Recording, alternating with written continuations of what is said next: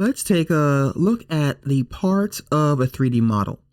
No matter what the complexity of a model, whether you're talking about Optimus Prime and Transformers or a lowly basketball, that 3D model is comprised of pretty much the same elements.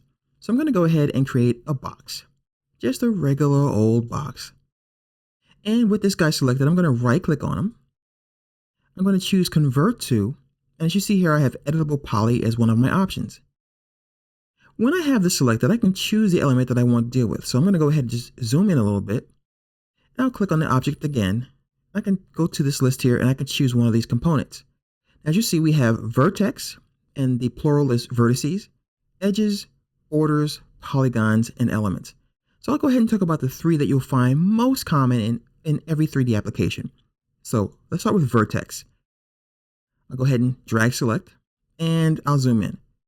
This little red point here, or this dot, is a vertex.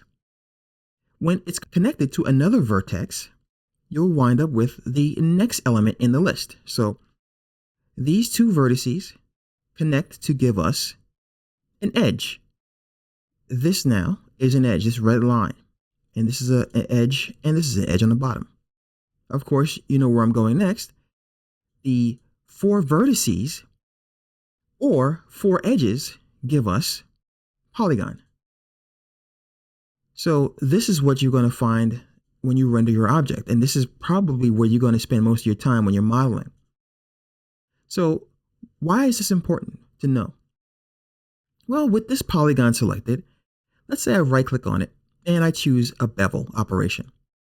Well, when I choose to bevel, I go ahead and hit W to move this up. You see I can completely change the shape of this object because I decided to work on the polygon level.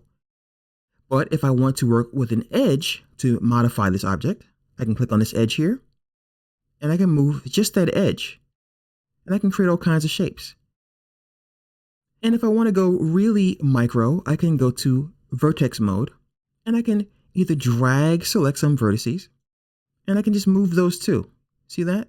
So I'm just moving those two vertices, or I can click on one. I move that in, move it like this. So it depends on what you're doing. Typically, you'll find as you get experience as a modeler, you'll know which mode you need to choose to do what you need to do. So when you're working on a robot, for example, or you're working on a castle or a house, chances are you're going to start on a polygon level. You're going to right click and you're going to either extrude or bevel.